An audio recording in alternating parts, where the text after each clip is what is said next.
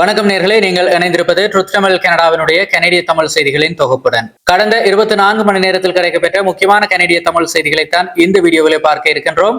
இதுவரைக்கும் சேனலை சப்ஸ்கிரைப் செய்யாத நேர்கள் இருந்தால் இப்போதே சப்ஸ்கிரைப் செய்து கொள்ளுங்கள். தொடர்ச்சியாக விரிவான செய்திகளை பார்க்கலாம்.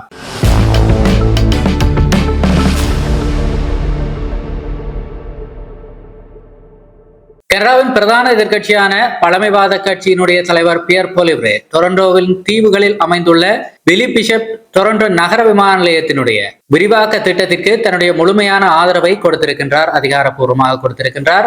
தற்போது இயங்கி வருகின்ற பியர்சன் சர்வதேச விமான நிலையத்தினுடைய கட்டமைப்பை கடுமையாக சாடிய அவர் அதன் செயற்பாடுகளை ஒரு முழுமையான பேரழிவு என்று பகிரங்கமாக விமர்சித்துள்ளார். இந்த விரிவாக்க திட்டத்தின் மூலம் விமான போக்குவரத்து துறையிலே ஒரு ஆரோக்கியமான போட்டி உருவாகும் என்றும் வணிக நிமித்தமாக பயணிப்பவர்கள் நேரடியாக நகரத்தின் மைய பகுதியை வந்தடைய இது பெருமளவு உதவும் என்றும் அவர் சுட்டிக்காட்டினார். அதேவேளை ஒன்டாரியோவினுடைய பிரீமியர் டக்ஃபோர்ட் தலைமையிலான அரசு இந்த விமான நிலையத்தை சுற்றியுள்ள நிலங்களை மாகாண அரசின் கட்டுப்பாட்டிற்குள் கொண்டு வருகின்ற புதிய சட்ட முன்வடிவை தாக்கல் செய்திருக்கின்றது.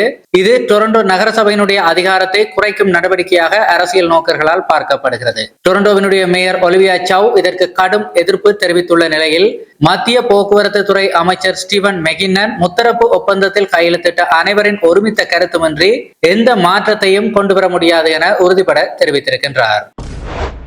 அமெரிக்காவுடனான வர்த்தக வரிகளை முடிவுக்கு கொண்டு வருவது மற்றும் வட அமெரிக்க வர்த்தக ஒப்பந்தத்தை, அதாவது CUSMA ஒப்பந்தத்தை புதுப்பிப்பது தொடர்பான முக்கிய பேச்சுவார்த்தைகளில் கனடாவினுடைய அனுகூலம் என்ன என்பதை, அதாவது அந்த லெவரேஜ் என்ன என்பதை பிரதமர் மார்க் கார்னி நாட்டு மக்களுக்கு தெளிவுபடுத்த வேண்டும் என்று சொல்லி எதிர்க்கட்சி தலைவர் பியர் பொலிவ்ரே வலியுறுத்தி இருக்கின்றார்.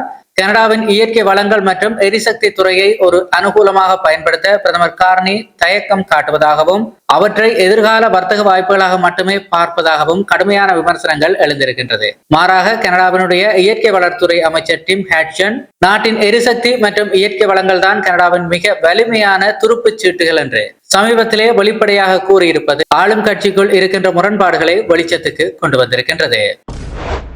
கனடாவின் தேசிய பாதுகாப்பு மற்றும் உளவுத்துறை அமைப்பான CSIS வெளியிட்டுள்ள 2025 ஆண்டுக்கான வருடாந்திர அறிக்கையிலே கனடாவின் உள்நாட்டு விவகாரங்களில் சீனா, இந்தியா, ரஷ்யா, ஈரான் மற்றும் பாகிஸ்தான் ஆகிய நாடுகள் தீவிரமாக தலையிடுவதாக அதிர்ச்சி தகவல்களை வெளியாகி இருக்கின்றது. அந்த அறிக்கை வெளியாகி இருக்கின்றது. குறிப்பாக சீனாவினுடைய உளவுத்துறை அமைப்புகள் போலி வேலைவாய்ப்பு விளம்பரங்கள் மூலம் கனேடியர்களை தொடர்பு கொண்டு நாட்டின் இரகசிய தகவல்களை திருடும் நடவடிக்கைகளில் ஈடுபட்டு வருவதாக உளவுத்துறை உறுதிப்படுத்தி இருக்கின்றது. இந்தியாவை பொறுத்தவரையிலே அரசியல்வாதிகள், பத்திரிகையாளர்கள் மற்றும் இண்டோ கனேடியன் சமூகத்தினர் ஆகியோருடன் இரகசியமான முறையிலே உறவுகளை வளர்த்து தனது செல்வாக்கை செலுத்த முயற்சிப்பதாக அறிக்கையிலே குற்றம் சாட்டப்பட்டிருக்கின்றது. கடந்த 2023 பிரிட்டிஷ் கொலம்பியாவிலே காலிஸ்தான் பிரிவினைவாத தலைவர் ஹர்தீப் சிங் நிஜார் சுட்டுக் கொல்லப்பட்ட சம்பவமும் இந்த அறிக்கையிலே முக்கியமாக கோடிட்டு காட்டப்பட்டிருக்கின்றது. கனடாவின் மத்திய அரசுக்கும் அல்பர்டா மாகாண அரசுக்கும் இடையிலான விரிசல் தற்போது உச்சக்கட்டத்தை எட்டியிருக்கின்றது. மாகாண அரசிடம் எந்தவித ஆலோசனையும் நடத்தாமல் தன்னிச்சையாக புதிய சுற்றுச்சூழல் மற்றும் பாதுகாப்பு திட்டம் ஒன்றை கூட்டாட்சி அரசு திணிப்பதாக அல்பர்டா மாகாணத்தின் சுற்றுச்சூழல் துறை அமைச்சர் கடும் கண்டனம் தெரிவித்திருக்கின்றார். இந்த விவகாரம் பெடரல் மற்றும் புரொவின்சியல் அரசாங்கங்களுக்கு இடையிலான அரசியல் உறவிலே பெரும் பிளவை வெளிப்படுத்தி காட்டியிருக்கின்றது. அல்பர்டா மாகாணத்தை கனடாவிலிருந்து தனி நாடாக பிரிப்பதற்கான கோரிக்கையை தொடர்ந்து வலியுறுத்தி வருகின்ற ஸ்டே ஃப்ரீ அல்பர்டா என்கின்ற அமைப்பு அதிகாரப்பூர்வ பொது வாக்கெடுப்பு நடத்துவதற்கு தேவையான அனைத்து கையெழுத்துகளையும் சேகரித்து விட்டதாக அறிவித்துள்ளது. மாகாண சட்டத்தின் கீழ் இதற்கான காலக்கெடு வெற்றிகரமாக முடிக்கப்பட்டுள்ள நிலையிலே இந்த நகர்வு கனேடிய கூட்டாட்சி அமைப்பிலே பெரும் அதிர்வலைகளை ஏற்படுத்தி இருக்கின்றது. லிபரல் கட்சியின் தலைமையிலான மத்திய அரசினுடைய சமீபத்திய நிதிநிலை மற்றும் பொருளாதார திட்டங்கள் குறித்த விரிவான பகுப்பாய்வு அறிக்கையை நாடாளுமன்ற பட்ஜெட் அதிகாரி வருகின்ற திங்கட்கிழமை அதிகாரப்பூர்வமாக வெளியிட இருக்கின்றார். இந்த அறிக்கை அரசின் பொருளாதார நடவடிக்கைகள் மற்றும் எதிர்கால திட்டங்கள் குறித்த முக்கிய விவாதங்களை நாடாளுமன்றத்திலே எழுப்பும் என்று எதிர்பார்க்கப்படுகிறது.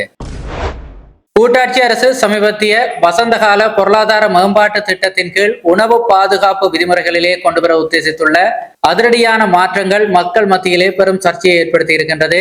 இந்த புதிய சட்ட திருத்தங்கள் பொதுமக்களினுடைய சுகாதாரத்தை பாதிக்கும் என்றும் உணவு தொழிற்சாலை தொழிலாளர்களின் பாதுகாப்பை கேள்விக்குறிக்கு உள்ளாக்கும் என்றும் பல்வேறு சர்ச்சைகள் தற்போது எழத் தொடங்கி இருக்கின்றது. அது அந்த துறையிலே ஆழ்ந்த கவலைகளையும் ஏற்படுத்தி இருக்கின்றது. பிரிட்டிஷ் கொலம்பியாவின் வான்கூவரில் அமைந்திருக்கின்ற சர்ச் ஆஃப் சைலண்டாலஜி கட்டடத்தின் முன்பு கடந்த சனிக்கிழமை பிற்பகல் 3 மணியளவிலே சுமார் 250 தொடக்கம் 300 இளைஞர்கள் சட்டவிரோதமாக திரண்டதால் அப்பகுதியிலே பெரும் பதட்டம் நிலவியது. சமூக வலைதளமான டிக்டாக்கிலே வைரலாகிய சைலண்டாலஜி ஸ்பீட் ரன்னிங் என்கின்ற அபாயகரமான சவாலை நிறைவேற்றும் நோக்கிலேயே இந்த இளைஞர் கூட்டம் தேவாலயத்தை முற்றுகையிட்டுள்ளது.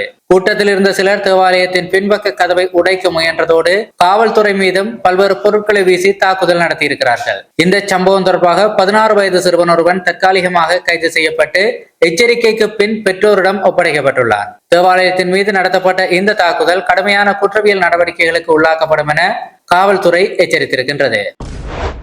வினிபெக்கின் கிரேஸ் மருத்துவமனையிலே சுகாதார பணியாளர்கள் மீது கொடூரமான தாக்குதல் நடத்திய குற்றத்திற்காக 59 வயதான நபர் ஒருவரை காவல்துறை அதிரடியாக கைது செய்துள்ளது. பணியாளர்கள் மீது பாலியல் ரீதியான கருத்துக்களை கூறியது மட்டுமல்லாமல் ஒரு பெண் பணியாளரை கடிக்க முயன்று ஆடைகளை கிழித்தது மற்றும் மற்றொரு பணியாளரை கொலை செய்து விடுவதாக மிரட்டியது போன்ற கடுமையான குற்றங்களுக்காக அவர் மீது வழக்கு தாக்கல் செய்யப்பட்டிருக்கின்றது. பணியிட வன்முறைகளை கட்டுப்படுத்த மாகாண அளவிலே சிறப்பு பணிக்குழு ஒன்றை உடனடியாக அமைக்க வேண்டும் என மனிடோபா செவிலியர்கள் சங்கம் அரசிற்கு அவசர கோரிக்கையும் விடுத்திருக்கின்றது. டொரண்டோ காவல்துறையின் ஒருங்கிணைந்த துப்பாக்கி மற்றும் கும்பல் தடுப்பு பிரிவு நடத்திய அதிரடி சோதனையிலே அஜாக்ஸ் பகுதியைச் சேர்ந்த 47 வயதான மூசா டேவிட் என்பவர் கைது செய்யப்பட்டிருக்கின்றார். அவரது இருப்பிடங்களில் இருந்து 5 துப்பாக்கிகள், வெடிமருந்துகள், கொகைன், கிறிஸ்டல் மெத் மற்றும் பெருமளவிலான ரொக்கப்பணம் ஆகியவை காவல்துறையினால் பறிமுதல் செய்யப்பட்டிருக்கின்றது. இவர் மீது சட்டவிரோத ஆயுத பயன்பாடு மற்றும் போதைப்பொருள் கடத்தல் உள்ளிட்ட 21 குற்றச்சாட்டுகள் பதிவு செய்யப்பட்டிருக்கின்றது. நோர்ஜோக் பகுதியின் கிளவுன் பார்க் சுற்றுப்புறத்திலே கடந்த ஏப்ரல் 30ஆம் தேதி பட்ட பகலில் நிகழ்ந்த துப்பாக்கிச் சூட்டிலே படுகொலை செய்யப்பட்ட நபர் 47 வயதான டேனியல் ஸ்டாஃப்னிக்கி என்று அதிகாரப்பூர்வமாக அடையாளம் காணப்பட்டிருக்கின்றார். இந்த சம்பவம் தொடர்பாக அதே பகுதியைச் சேர்ந்த 67 வயதான மைக்கேலோ மார்க்செவிக் என்பவர் கைது செய்யப்பட்டு அவர் மீது 2ஆம் நிலை கொலை குற்றச்சாட்டு பதிவு செய்யப்பட்டிருக்கின்றது. இது இந்த ஆண்டிலே டொரண்டோவில் நிகழ்ந்த 7வது படுகொலையாக கருதப்படுகிறது. ஒட்டோவாவின் பார்ஹேவன் பகுதியிலே குழந்தைகளை பாதுகாப்பாக சாலையை கடக்க உதவும் பணியில் ஈடுபட்டிருந்த பீட்டர் கிளார்க் என்கின்ற முதியவர் விபத்தை ஏற்படுத்திவிட்டு நிற்காமல் சென்ற வாகனம் ஒன்றினால் மோதப்பட்டு பரிதாபகரமாக உயிரிழந்தார். இந்த சம்பவத்துடன் தொடர்புடைய 19 வயதான லேண்டட் ரைட் என்பவர் மீது வழக்கு பதிவு செய்யப்பட்டுள்ள நிலையிலே பீட்டர் கிளார்க்கிற்கு அப்பகுதி மக்கள் கண்ணீர் மல்க மெழுகுவத்தி ஏந்தி அஞ்சலி செலுத்தியிருந்தார்கள். போலியான ஆவணங்களை பயன்படுத்தி பல்வேறு நிறுவனங்கள் மற்றும் கார் டீலர்ஷிப்களை ஏமாற்றிய கியூபெக்கை சேர்ந்த 52 வயதான ஸ்டீவ் லாரிஸ்டன் என்கின்ற நபர் தனது குற்றத்தை நீதிமன்றத்திலே முழுமையாக ஒப்புக்கொண்டிருக்கின்றார். இந்த மோசடி கும்பல் மூலம் பல லட்சம் டாலர்ஸ் மதிப்பிலான லம்போகினி மற்றும் ரோல்ஸ் ராய்ஸ் போன்ற 11 ஆடம்பர கார்கள் சட்டவிரோதமாக பெறப்பட்டுள்ளது விசாரணையிலே அம்பலமாகி இருக்கின்றது. பிரிட்டிஷ் கொலம்பியாவின் டேங்கன் பகுதியிலே கடந்த வெள்ளிக்கிழமை இரவு நடந்த கொடூரமான கத்திக்குத்து தாக்குதலில் 41 வயதான நபர் ஒருவர் பலத்த காயமடைந்து மருத்துவமனையிலே அனுமதிக்கப்பட்டுள்ளார். இந்த சம்பவம் தொடர்பாக 18 வயதான இளம்பெண் ஒருவரை காவல்துறை கைது செய்திருக்கின்றது. சம்பவ இடத்திற்கு அருகிலேயே வைத்து அவர் கைது செய்யப்பட்டிருக்கின்றார். தொடர்ச்சியான விசாரணைகள் நடந்து வருகிறது. பிரிட்டிஷ் கொலம்பியாவில் 11ஆம் வகுப்பு படிக்கின்ற மாணவன் ஒருவனுக்கு தகாத மற்றும் நெறிமுறையற்ற முறையிலே மின்னஞ்சல்களை அனுப்பிய குற்றத்திற்காக ஆசிரியர் ஒருவர் பணியில் இருந்து அதிரடியாக இடைநீக்கம் செய்யப்பட்டிருப்பதாக தகவல் வெளியாகி இருக்கின்றது. மேலதிக விவரங்கள் வெளியாகவில்லை. சர்வதேச தொழிலாளர் தின பேரணிகளின் போது முதலாளித்துவத்துக்கு எதிரான அமைப்புகளைச் சேர்ந்தவர்கள் மொன்றியலில் உள்ள ஒரு புகழ்பெற்ற பேக்கரியில் புகுந்து வன்முறையில் ஈடுபட்டுள்ளதோடு பொருட்களை கொள்ளையடித்தும் சென்றிருக்கின்றார்கள். இது தொடர்பாக தற்போது 12 பேர் கைது செய்யப்பட்டிருப்பதாக தெரிவிக்கப்பட்டிருக்கின்றது. டொரண்டோவில் நடைபெற்ற இஸ்ரேலுக்கு ஆதரவான நிகழ்ச்சி ஒன்றிலே வன்முறையில் ஈடுபட்ட நபர்கள் மீது காவல்துறையினர் புதிய வெறுப்புணர்வு வழக்குகளை பதிவு செய்திருக்கிறார்கள். இந்த சம்பவம் கடந்த அக்டோபர் மாதம் நடைபெற்றிருந்தது. இந்த நிலையிலே தொடர்பாக இதுவரை 517 பேர் கைது செய்யப்பட்டிருப்பது குறிப்பிடத்தக்கது. ஒன்டாரியோவின் மிசிசாகா நகரிலே ஆயுதத்துடன் நபர் ஒருவர் மிரட்டுவதாக வந்த அவசர அழைப்பிற்கு பதிலளிக்கும் வகையிலே விரைந்து சென்ற பீல் பிராந்திய காவல்துறையின் 2 வாகனங்கள் தங்களுக்குள் மோதி விபத்துக்குள்ளாகியது. நல்வாய்ப்பாக இந்த சம்பவத்திலே எவருக்கும் எந்த காயமும் ஏற்படவில்லை. மிரட்டல் விடுத்த நபர் பின்னர் பாதுகாப்பாக கைது செய்யப்பட்டார். அல்பர்டாவின் வடமத்திய பகுதியிலே மீண்டும் பயங்கர காட்டு தீ பரவி வருவதால் பல சமூகங்களுக்கு அவசர எச்சரிக்கை விடுக்கப்பட்டிருக்கின்றது. சாண்டி பீச் பகுதியிலே பல வீடுகள் எரிந்து நாசமாகியுள்ள நிலையிலே பொதுமக்கள் எந்த நேரத்திலும் வீடுகளை காலி செய்துவிட்டு பாதுகாப்பான இடங்களுக்கு செல்ல தயாராக இருக்கும்படி அறிவுறுத்தப்பட்டிருக்கிறார்கள். தற்போதைய கடுமையான பணவீக்கம் மற்றும் பொருளாதார வீழ்ச்சி காரணமாக பெரும்பாலான கனேடியர்கள் தங்களது கோடைக்கால நீண்ட தூர பயணங்களை முற்றிலுமாக ரத்து செய்து வருகிறார்கள். இந்த நிலைமை மீண்டும் ஒரு பெருந்தொற்று காலத்தில் வாழ்வது போன்ற ஒரு பொருளாதார முடக்க உணர்வை மக்களுக்கு தருவதாக பலரும் கவலை தெரிவித்திருக்கிறார்கள். இது கனடாவினுடைய உள்நாட்டு சுற்றுலா பொருளாதாரத்திலும் கடுமையான தாக்கங்களையும் எதிர்வினைகளையும் ஏற்படுத்தி கொண்டிருக்கின்றது.